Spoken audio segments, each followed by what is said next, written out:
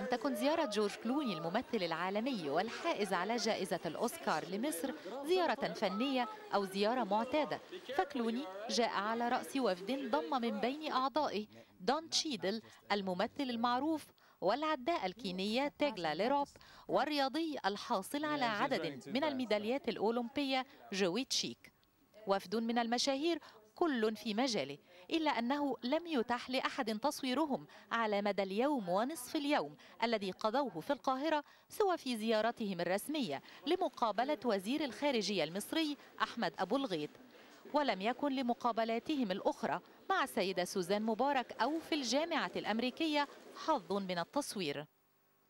إلا أن كاميرا العربية استطاعت اختراق هذا الحاجز وأجرت مع كلوني والوفد المرافق له مقابلة حصرية لإلقاء الضوء على مهمتهم التي وصفوها بالمهمة الإنسانية غير السياسية والخاصة بالوضع في دارفور. فمشكلة إقليم دارفور الواقع غرب السودان ويشكل خمس مساحتها بدأت بمشاكل اقتصادية تنموية بسبب التصحر والبحث عن الموارد، إلا أن الأزمة أخذت بعدا سياسيا وبرزت بقوة على السطح منذ عام 2003، وتفاقمت المشكلة التي نتج عنها نزوح أعداد من اللاجئين تقدر بنحو 2.5 مليون لمخيمات تعتمد على الإغاثة الإنسانية. تركوا قراهم وفروا لهذه المخيمات، وقتل ما يزيد على 100,000 من المدنيين بسبب الصراع الدائر. وتبادل الجميع الاتهامات، فالحكومة السودانية اتهمت المتمردين بالتسبب في عمليات القتل، بينما اتهم المتمردون والغرب الحكومة السودانية بدعم ميليشيات الجنجويد التي تقوم بقتل المدنيين. واتخذ الصراع لدى الغرب أنه بين عرب مدعومين من الحكومة وأفارقة يدعمهم الغرب. وفي الوقت الذي وصفت به حال المدنيين في دارفور بالكارثة الإنسانية، وصفت الولايات المتحدة ما يحدث بالإبادة الجماعية.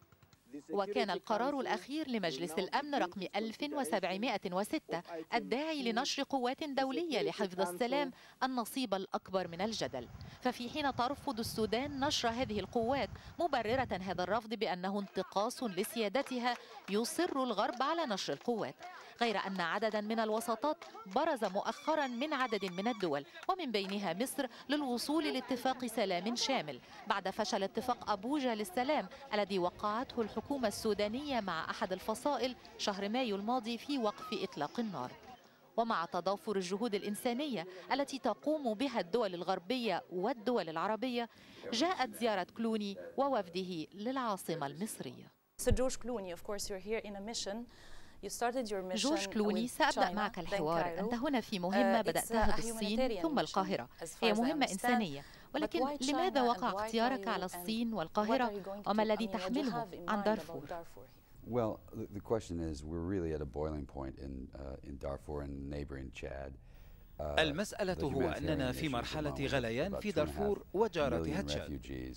الوضع الإنساني أنه لدينا 2.5 مليون لاجئ أوضاعهم في تدهور، وقد أصبح واضحا لنا أن السياسات البسيطة المتبعة من خلال المراحل السياسية المختلفة تحتاج إلى دعم جهود المساعدة الإنسانية، وفي الوقت ذاته تحتاج إلى الإسراع بهذه العملية، فهؤلاء المدنيون سيلقون حتفهم.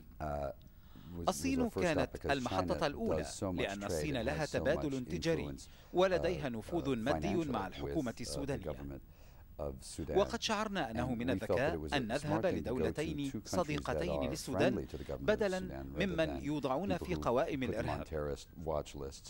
ذهبنا لنسأل ما الذي يمكن عمله وما الذي يريدون عمله أولا حماية وإسراعا بالجهود الإنسانية. to speed up the humanitarian effort, and secondly to try and find a peace. ثانيا محاولة إيجاد سلام. في الحقيقة نحن نؤمن ومتأكدون أنه لا توجد نية غزو أو انتقاص سيادة للدولة في أي وقت قريب. إذا لم يحدث هذا فأفضل خطوة هي إيجاد حلول دبلوماسية، ولم نجد أفضل في قلب العالم العربي والدولة القائدة، ولهذا اخترنا القاهرة.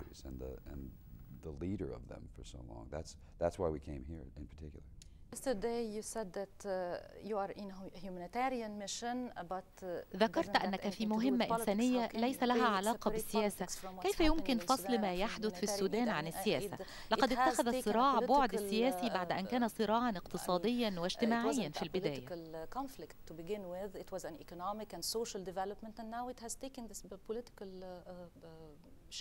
Right. It is. Anytime you talk about these subjects, it's always going to have political underpinnings. في أي وقت نتحدث عن هذه الموضوعات فلا بد أن تكون لها خلفيات سياسية، ولكن الحقيقة ببساطة أن هناك 2.5 مليون لاجئ ليس لهم ذنب، سواء كانوا على حق أو ليسوا على حق. هم يريدون الطعام وأن يتم إنقاذهم من القتل والاغتصاب والمرض، وبالنسبة لنا هذا منفصل عن السياسة.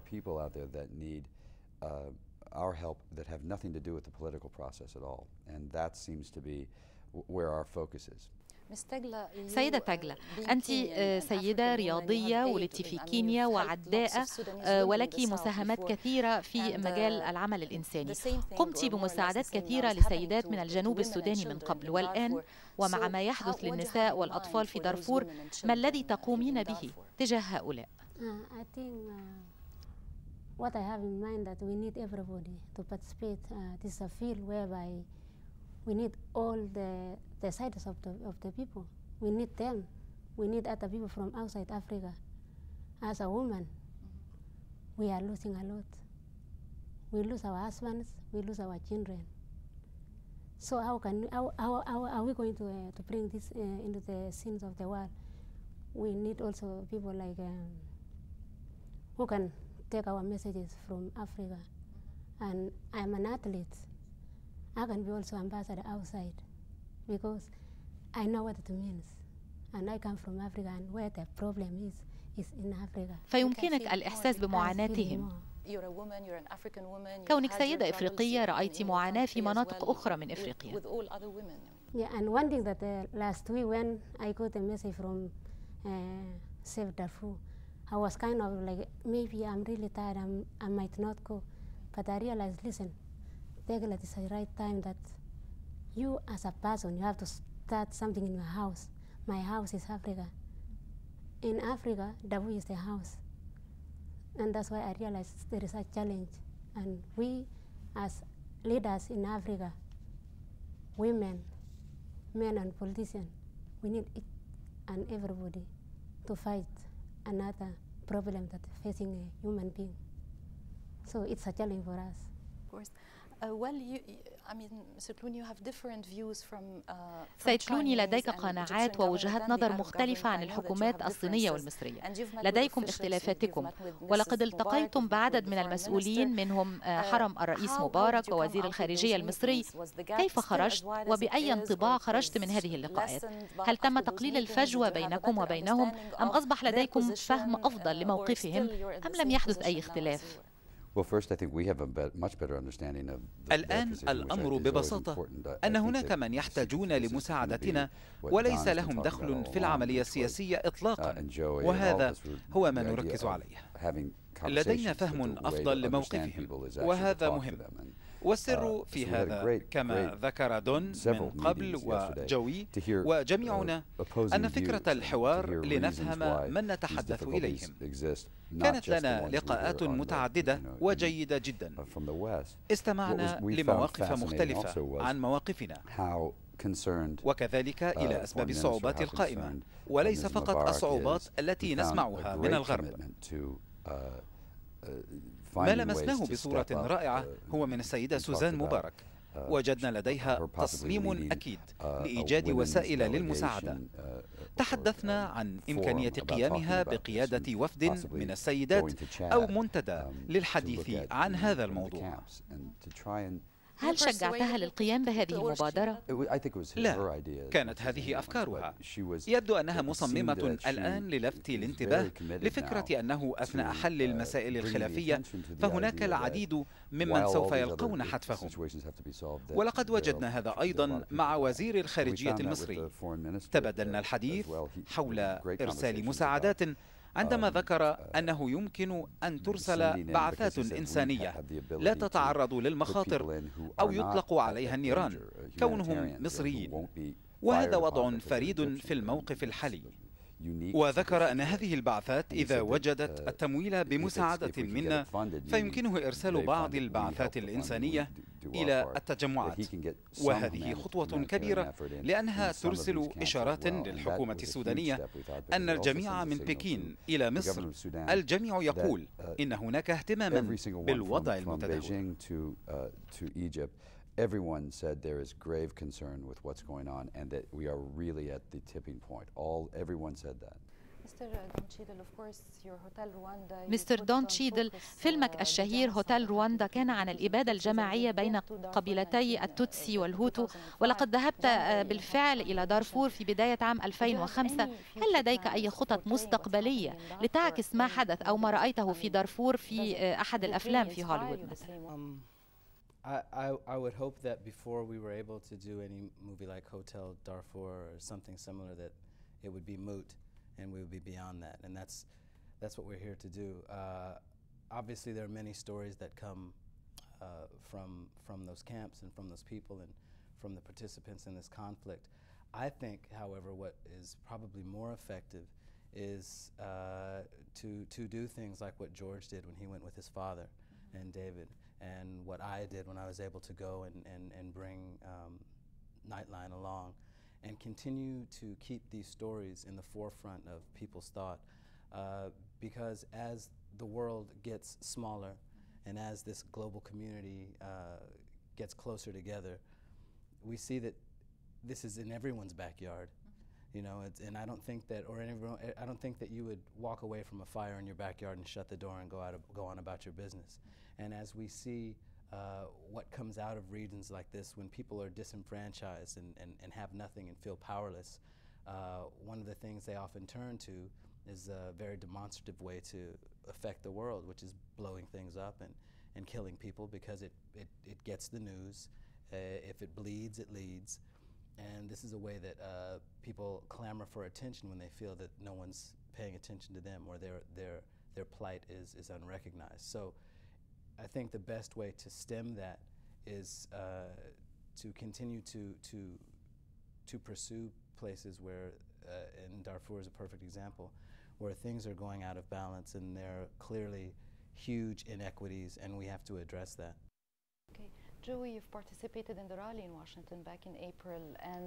سيد جوي، لقد شاركت في تظاهرة في واشنطن من أجل دارفور في إبريل الماضي، ومنذ ذلك الحين هناك تحرك، هناك قرار لمجلس الأمن لم يطبق. ما مدى التغيير، وهل ترى أي تغيير إيجابي؟ لقد استخدمتم شهرتكم ونفوذكم لإظهار المشكلة أمام العالم وفي الولايات المتحدة، لكن هل شعرت بأي نجاحات حتى الآن؟ Well, of course it's been frustrating at times, because I spoke at a rally in Washington, and then 6 months later I spoke at a rally in New York, and you look around and you say, well, am I saying the same things to the same people, and has anything really changed? And so it's difficult, but I think the important thing to realize is that if you believe in something, and these people need a chance, they deserve the chance to have a life and to be able to live and grow up, and if you believe that, then it has to be something you're willing to fight for a long time. You have to be able to keep beating the drum and keep raising awareness. And I believe that there have been a few successes. I think that the resolution 1706, one of the reasons it came up was because of the press and the urgency that the people and citizens had for the crisis. هناك صعوبات في تطبيق هذا القرار وعدم رغبة لتطبيقه، وأمر مفهوم هنا في الدول العربية أن القوات الدولية فيها انتقاص لسيادة الحكومة السودانية على أراضيها. هذا هو التداخل ما بين السياسة والمشكلة الإنسانية. And of course they're so related. It's difficult to separate them, but it's not difficult to want to advocate for the rights of hundreds of thousands of women and children, because they're not soldiers. Women and children in this area, they're not the ones they're not killing people. They're being slaughtered, and I think that's clear, and it's urgent, and that's why we continue to travel and we continue to speak and we continue to try and involve people from all sides. هل أتيت هنا بمقترحات محددة للمسؤولين هنا أو في الصين أم جئت فقط للاستماع؟ هذا أمر مثير للاهتمام بعد قيامنا بهذه المهمة على مدى بعض الوقت. المهم ألا تذهب لأحد وتملي عليه ما يجب أن يفعله. وجدنا أن أفضل سياسة لنا أن نسأل ما الذي يمكننا عمله، وسؤالهم كيف يرون الوضع وفي أي اتجاه، وهذا يعطي أفضل نتائج إذا اقترحوا مقترحات بعينها، وكيف يمكن لنا الإسراع بتنفيذ هذه المقترحات. وجدنا أن كل مكان ذهبنا إليه فالشعور واحد. فبالنسبة لبكين ومصر هناك شعور بأهمية عدم انتهاك سيادة السودان، ونحن نتفهم هذا، وقد قمنا بالحديث أمام مجلس الأمن. الأمر الوحيد الواضح هو فكرة رفض الرئيس البشير لقوات أمن دولية تدخل السودان، وهو ما لا يمكن تطبيقه. نود الذهاب، ولقد تحدثنا في هذا الموضوع ولم يحالفنا الحظ من قبل. هل حاولت الذهاب للسودان للحديث مع الحكومة السودانية؟ لم يكن مرحبا بنا من قبل، لم نستطع الحصول على تأشيرة الدخول. حاولنا، وربما بمرور الوقت سيمكننا الذهاب إلى السودان والحوار، وسيكون لنا فرصة للحديث مع الأطراف كافة. المهم هو أننا لا نعلم كيف يمكن إصلاح الوضع هناك. من هم أكثر علما منا في هذا البلد وفي الصين؟ نحن نريد التأكد أن صوتنا سوف يصل.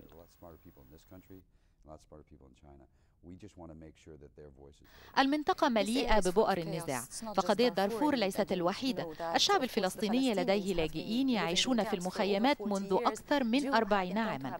هل لديك نية لتبني قضيتهم كما تبنيت قضية دارفور نظرا للمعاناة الإنسانية التي يعانيها الشعب الفلسطيني؟ المشكلة أننا جميعا نفهم معظم المشاكل الموجودة في منطقة الشرق الأوسط. ندور ونسلط الضوء على الصراع الإسرائيلي الفلسطيني، ولكن اهتمامنا مركز على موضوع واحد لا يمكننا احتواء مشاكل العالم كله. لابد من تسليط الضوء على موضوع خاص جدا، وهو ما يتعلق بالجهود الإنسانية. وإذا نجحنا في مهمتنا فإنه يمكننا أن ننتشر في أماكن أخرى. Of a very specific issue, humanitarian issue for these people who are in dire need, and with that, if you can succeed in these small satellite moments, then perhaps that can spread into other places. Probably because the complex. هل لا تريدون التدخل بسبب تعقيدات الصراع العربي الإسرائيلي؟ أنا أعتقد أن الصراع العربي الإسرائيلي مشكلة لم تحل من قبل أطراف كثيرة على مدى طويل، بينما في دارفور فإني أعتقد أن المشكلة يمكن حلها. المشكلة الفلسطينية أكبر بكثير وتحتاج لكثير من الرجال الشجعان ليصبح هذا ممكنا في أقرب وقت. صورة العرب في السينما في هوليوود بعد أحداث 11 من سبتمبر تصور في كثير من الأحيان العرب أنهم إرهابيون، وهو أمر شديد الحساسية بالنسبة لهم. هل لديكما أي نية لتغيير هذه النظرة أم أنها تأتي بصورة تلقائية في الأعمال السينمائية؟ change that or to work against that, or it comes natural within the movie industry, you think? Well, I think that Hollywood is not the place to necessarily look toward to see so often the greatest examples of how we depict I don't know, not just Arabs. I mean, I know that blacks very often had the similar beef, and it's just recently started to turn around. So it's not necessarily the shining example of where we look toward for examples of to the world. And documentaries do that, I think, much better, show a much more even balance. And it really has to do with with commerce, and they've always wanted. There's always been a depiction of a bad guy, and of course that's an easy way to do it. هذه الصورة النمطية للشخص السيء تتجه الآن للعرب والمسلمين كإرهابيين. مثلا فيلمك الأخير سيريانا. في فيلم سيريانا أوضحنا الصعوبات التي يلاقيها الشيعة. أنا لا أعلم إن كان هذا يحدث طوال الوقت، ولا يمكنك النظر لهوليوود على أنها دائما المسؤولة. هذا أمر سهل جدا، فهم يفعلون ما يفعله الجميع، تضخيم المخاوف، ولم يكونوا دائما على قدر من المسؤولية. أنت على حق، نحاول عمل ما بوسعنا لا لتغيير هذا، فنحن نعمل في أفلام تناقش الموضوعات بدلا من تصوير الشخص السيء. لديك ارتباط بالحزب الديمقراطي وهو نفس حال والدك. أنا أنتمي إلى الحزب الديمقراطي. إذا أنت ديمقراطي. هل لديك أي نية لترشح نفسك في أحد المناصب السياسية مستقبلا، الكونغرس أو الرئاسة مثلا؟ لا، كان هناك العديد من المرشحين الجيدين جدا هذا العام، وهناك العديد من المرشحين المتميزين في انتخابات عام 2008، وسوف أقوم بدعمهم. لقد قمت بأعمال سيئة كثيرة في حياتي، ولا أريد أن أصبح مرشحا. لديك موقف كان مناهض للحرب على العراق. نعم، قبل الحرب العديد منا هنا ومن بينهم دون. كان جدلنا مع الحكومة هو أن نسأل قبل القيام بهذه الحرب، ولكن المشكلة الآن كلما استمررنا وكما هو الحال في دارفور، فكيفية إيجاد حلول للمشكلة بدلا من تبادل الاتهامات وكيفية إنقاذ الأرواح. How do we solve it from here? And I think that that's the only way we can move forward from here, rather than looking back and trying to point fingers and blame. We're trying to say, how can we move forward right now and save as many people's lives as we possibly can? هذا السؤال بالذات بناء على طلب المعجبات. يريدنا معرفة إلى متى ستظل أعزب، وهل سنرى زواج قريب، ومن سعيدة الحظ. سأتزوج اليوم في القاهرة. In Cairo. Who's the lucky? سأجدها حالا. لقد تحدثت باللغة العربية في فيلمك سريانا. هل تود أن تقول باللغة العربية كلمة لمشاهدينا؟ شكرا لضيوفنا الأعزاء. كيف كان انطباعكم عن القاهرة؟ So you can watch the pyramids, you can see the real people of Egypt. What was your impression anyway? It's a city. It looks like a car to me because that's all we saw as we drove around. And you? The time was much too short. I want to spend weeks here and explore and see. سمعت أن المعجبين كانوا يتعقبوك. They were following Tegla. كانوا يتعقبون No, I تغلا. was running faster, so they were following you. You were running too fast. She could outrun us all. شكرا لكم جميعا وشكرا لمشاهدينا الأعزاء، وإلى لقاء قريب وأطول تستطيعون خلاله رؤية الأهرامات. هل رأيتها من غرفتك؟ We would love to. Probably you saw it from your balcony. We did. We saw the step. لقد رأينا هرم سقارة. Very good.